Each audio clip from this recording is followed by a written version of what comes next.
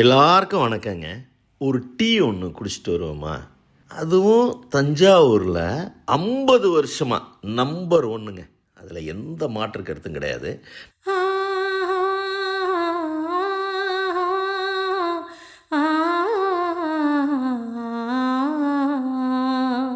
நான் தஞ்சாவூருக்கு வந்து 26 வருஷம் ஆகுது. நல்லையா காம்ப்ளெக்ஸ் நான் கடை வச்சு நானுமே வேறு தொழில் இப்போ யூடியூப்புக்குள்ளே வந்துட்டேன். நான் ஃபஸ்ட்டு வேறு பிஸ்னஸ் தான் பண்ணிகிட்டு இருந்தேன்.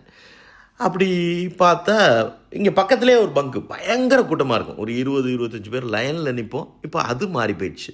அப்படியே ரயில் அடிக்கிட்ட இட்லி எடுப்பாங்க, அப்படியே தட்டு தட்டாக வைக்க தீர்ந்து போயிடும். அந்த மாதிரி காட்சிகள் நல்ல நினைவில் இருக்குது. பழைய பஸ் ஸ்டாண்டுக்கு எதுக்கு ஒரு பரோட்டா கடை, அப்படியே சுட அப்படியே கொதிக்கும் அந்த குருமா.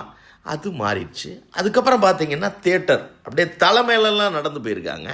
இன்றைக்கி எல்லாம் ஆன்லைன் புக்கிங், கிட்டத்தட்ட ஒரு 10 தியேட்டர், எல்லாமே கண்ணில் ஒத்திக்கிற மாதிரி அவ்வளோ அழகான வளர்ச்சி.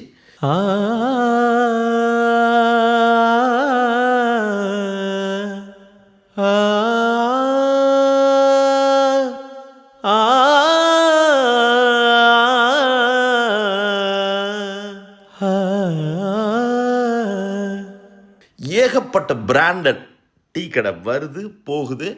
மினிங்கிறாங்க, லார்ஜி டீங்கிறாங்க, கிளாஸ்லாம் வித்தியாசமாக இருக்குது. அதிலெல்லாம் மாற்றுக்கிறது இல்லை. ஸ்வீட் ஸ்டால் ஒரே நேரத்தில் 5 வருது. கிட்டத்தட்ட அதில் ஒரு 4-5 கடையில் டீ கிடைக்கிது. எல்லா இடத்துலையுமே எல்லாம் கிடைக்கிது. நான் இல்லைன்னா சொல்லலை.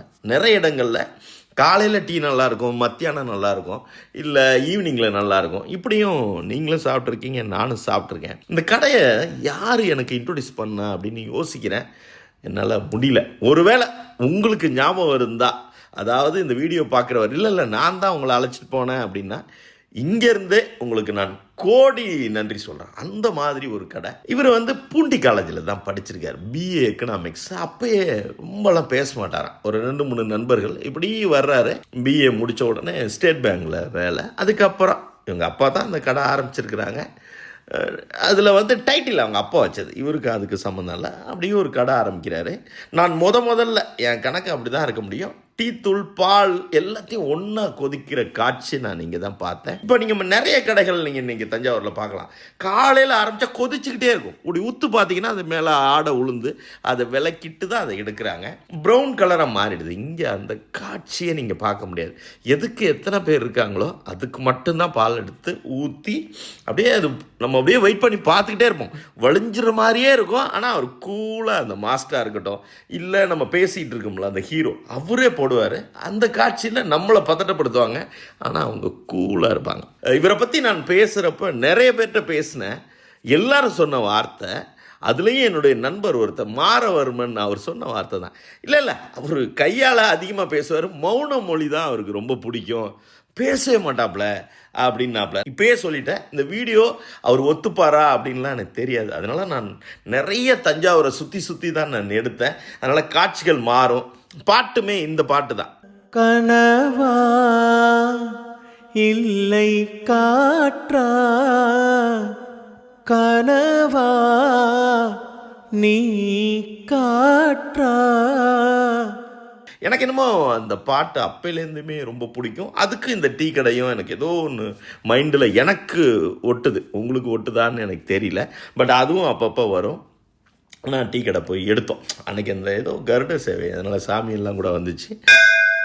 ஓம் நமோ நாராயணாய.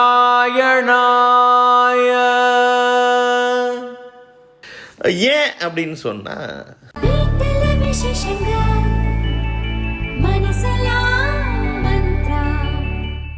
இப்போ தான் எனக்கு அங்கே டிஃபன் இருக்குன்னு. நான் 11 மணிக்கு தான் நான் போவேன். காலையிலலாம் நான் பெருசாக அந்த டீ கடையில் டீ குடித்ததில்ல. ஈவினிங் போயிருக்கேன். ஒரு நாள் காலையில் ஒரு வாரத்துக்குள்ளே 7 மணிக்கு பொங்கல் ஒரு அம்மா அப்படி சைட்லேருந்து எடுத்துகிட்டு வராங்க. வீடு பக்கத்தில் இருக்குன்னு கேள்விப்பட்டிருக்கேன், ஆனால் எனக்கு தெரியாது. கூப்பிடுற தூரம் தான். ஏன்னா அங்கேருந்து தான் அந்த பொங்கல்லாம் செஞ்சு வருது. இட்லி அங்கே பார்த்தேன். அப்புறம் ஒரு பொங்கல் ஒன்று பார்சல் வாங்கிட்டு போய் வீட்டில் சாப்பிட்டேன். ரொம்ப அற்புதமாக இருந்துச்சு. டீயில் தான் ஒரு நம்பர் 1 அப்படின்னு நினச்சிக்கிட்டே இருக்கிறப்ப இந்த பொங்கல் வந்த உடனே இந்த செய்தியை முழு வீடியோவாக இவருக்கு போட்டுறணும் அப்படின்னு சொல்லி, அவருக்கு பிடிக்குதா, அவர் விரும்புகிறாரான்றதெல்லாம் எனக்கு தெரியாது. எனக்கு என்னமோ ஒரு பெரிய ஒரு மனிதன் ஒரு காலேஜ் முடிச்சுட்டு ஒரே ஒரு தொழில். இவருக்கு ஒரு பொண்ணு, அவங்க டெல்லியில் ஒரு பெரிய போஸ்டிங்கில் இருக்காங்களாம். பையனுமே கேட்ரிங் தான் படிச்சிருக்காரு. பையனை அடிக்கடி கடைக்கு வர்றாரு, நான் பார்த்துருக்கேன் பையனையும். ஒரு 2-3 மாஸ்டர், எல்லாருக்குமே நல்ல சம்பளம் கொடுத்து நல்லா வச்சுருக்காரு. ஏன்னா அது பார்க்குறப்பயே தெரியும், அவங்க ஒர்க் பண்ணுறதே தெரியும். காலையில் 5 மணிக்கு இவர் தான் கடை திறக்கிறாரு. பால் எட்டக்கட்டின பால்னு சொல்லுவாங்களா, அதுதான். தண்ணிக்குன்னு ஒன்றும் ஊற்றுறதில்ல. கொஞ்சம் தண்ணியாக இருந்தால் கூட திருப்பி அனுப்பிடுவாங்க. இல்லை தம்பி, நீங்கள் கொஞ்சம் பார்த்து வெளியில் கொடுத்துருங்க, இன்னைக்கு எனக்கு இது போரும் அப்படின்னு சொல்லி. கையில் மிதக்கும் கனவாணி, கை கால் முளைத்த காற்றாணி, கையில் ஏந்தியும் கனக்கவில்லையே, நூறையார் செய்த சிலையானி. காலையில் கடை திறந்து அப்போ அந்த ஸ்வீட்டு ஒன்று இருக்கும்ல, ரொம்ப நல்லா இருக்கும் அது. அப்போயே டீ ஆரம்பிச்சிடுவாங்க. இதில் என்ன அந்த காட்சி அப்படின்னு சொன்னால், அப்போவே 4-5 தடவை தான் போடுவாங்க.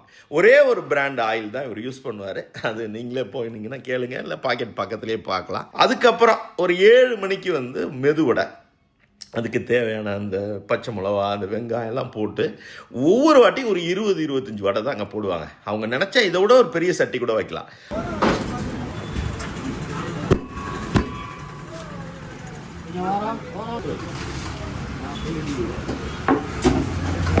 அதெல்லாம் இல்லை, எதுக்கு அப்படியே கஸ்டமர் வருவாங்க, அந்த வடையை அப்படியே அந்த கண்ணாடிக்குள்ளே அப்படி தள்ளுவாங்க, அது விற்றுக்கிட்டே இருக்கும்.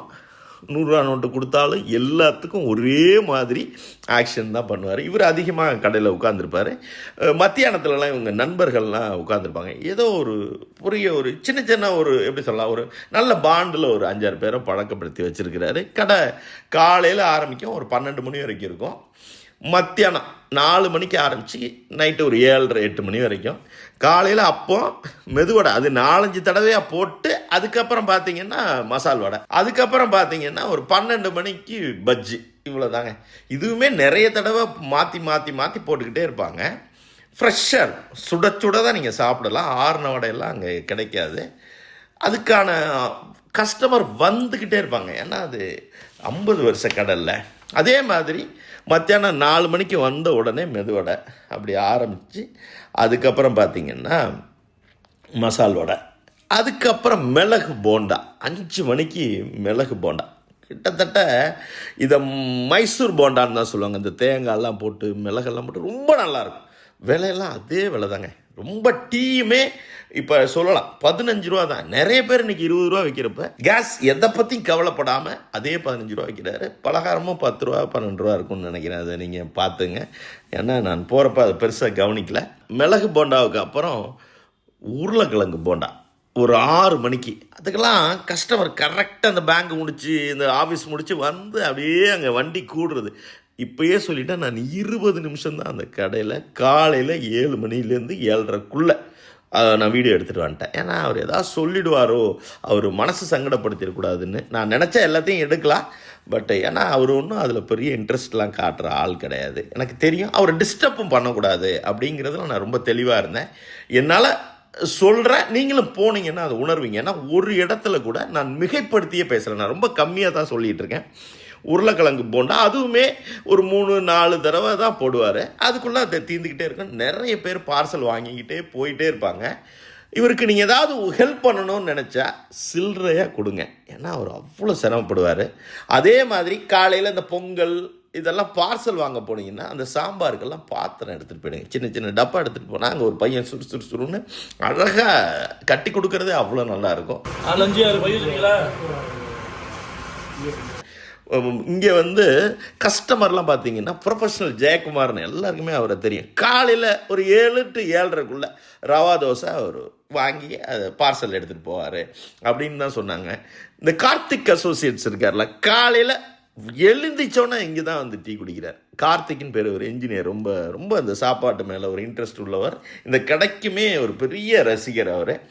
அதுக்கப்புறம் இவருக்கு ஒரு ஆர்கிடெக்ட் இருப்பாங்க, பிஜி சிவகுமார்னு கேள்விப்பட்டிருப்பீங்க. திங்கக்கிழமை மத்தியானம் 4 மணிக்கு அந்த டீ வடை அவர் சாப்பிடுவாருன்னு சொல்லி, அதே மாதிரி நடராஜா சில்க் ஹவுஸ்லேருந்து ஏதோ ராஜேந்திரன், இது மாதிரி இந்த லிஸ்ட் இருக்குல்ல, பெருசாக நீட்டமாக போயிட்டே இருக்கு. இந்த பேரெல்லாம் சொன்னால் கோச்சிக்க மாட்டாங்கன்னு இவங்க பேரை சொல்கிறேனே தவிர, இதே மாதிரி ஒரு 200-300 பேர் அவங்களுக்குன்னு அந்த மெனு, அவ்வளோதான். ஒன்றும் பெருசாக அங்கே நிறைய ஐட்டம்லாம் கிடையாதுங்க, இவ்வளோதாங்க.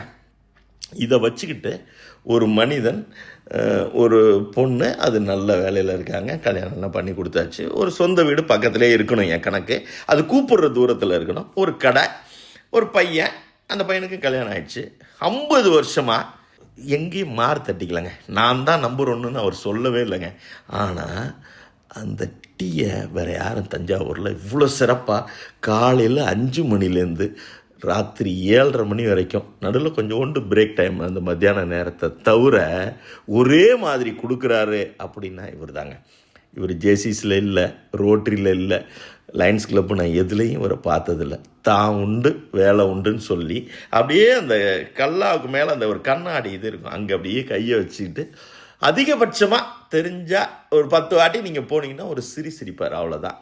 வேறு எதுவுமே பண்ணாமல் ஒரு மனிதன் வாழ்கிறப்ப இவருக்கு வீடியோ போடாமல் நான் யாருக்குங்க போட போகிறேன்? நிச்சயமாக ரொம்ப ஆசையாக, அதுவும் அந்த பொங்கல்லாம் வெறும் 50 ரூபா தான்.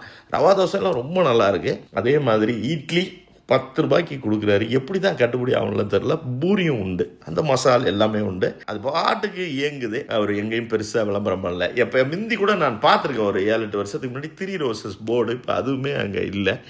எதுவுமே இல்லாமல் அப்படியே இயங்கிக்கிட்டே இருக்கு. தஞ்சாவூரில் ஆயிரக்கணக்கான பேர் இங்கே வந்து குடிச்சிட்டு போயிட்டுருக்காங்க. இது எங்கே இருக்குது அப்படின்னு சொன்னால், பழைய பஸ் ஸ்டாண்ட்லேருந்து அப்படி வந்தீங்கன்னா அரண்மனை கிட்ட லெஃப்ட் எடுத்திங்கன்னா அரண்மனை அந்த ஆர்ச்சுக்குள்ளே போவாங்க. ரைட்டில் பார்த்தீங்கன்னா அந்த கடை கூட்டமாக இருக்கும்.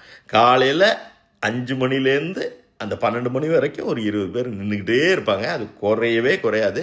சாயங்காலத்தில் 4 மணிலேருந்து, அதுவும் 5 to 6 பயங்கர ஒரு 50-60 பேர் காரெல்லாம் ஓரமாக நிறுத்திடுவாங்க. இந்த விஐபி ஸ்பெஷலு அதெல்லாம் ஒன்றும் கிடையாதுங்க. எல்லாரையும் ஒரே மாதிரி இந்த மனுஷன் ட்ரீட் பண்ணுவார். எல்லாருக்கும் அதே தான். அதிகபட்சமாக கொஞ்சோண்டு சிரிப்பார், அவ்வளோதான். அந்த மௌன மொழி தான் அவருடைய மொழி. ரொம்ப நாளைக்கு நல்லா இருக்கணும், அதுதான் எனக்கு. வேறு ஒன்றுமே எனக்கு இந்த இடத்துல சொல்ல தெரியல. ஒரு தொழிலை இவ்வளோ நேசித்து ஒரு வரி இந்த இடத்துல சொல்லணும் போல இருக்கு. இவருடைய பால் ஒரு வாங்கி தானே யூஸ் பண்ணுறாரு. இது வரைக்கும் ஒரு தடவை கூட டீ போட பாக்கெட் பாலை யூஸ் பண்ணதே கிடையாது, கட் பண்ணதே கிடையாது. எனக்கு ரொம்ப ஆச்சரியமாக இருந்துச்சு. பால் ஒரு வேளை ஒரு 7 மணிக்குள்ள தீர்ந்து போச்சுன்னா டீ கடை முடிஞ்சிருச்சு.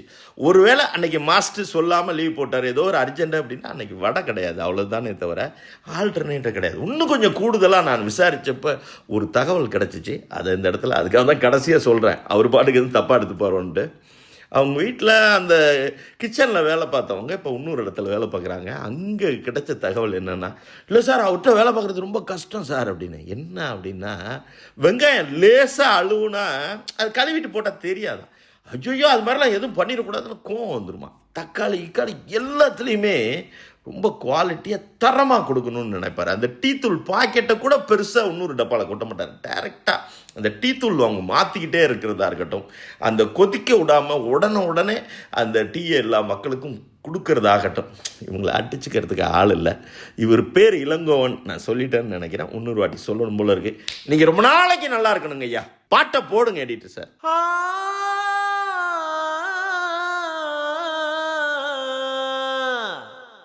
உண்மையா உழைக்கிற நமக்கு எல்லா நன்மைகளும் நாடி வந்து கூடுதடா.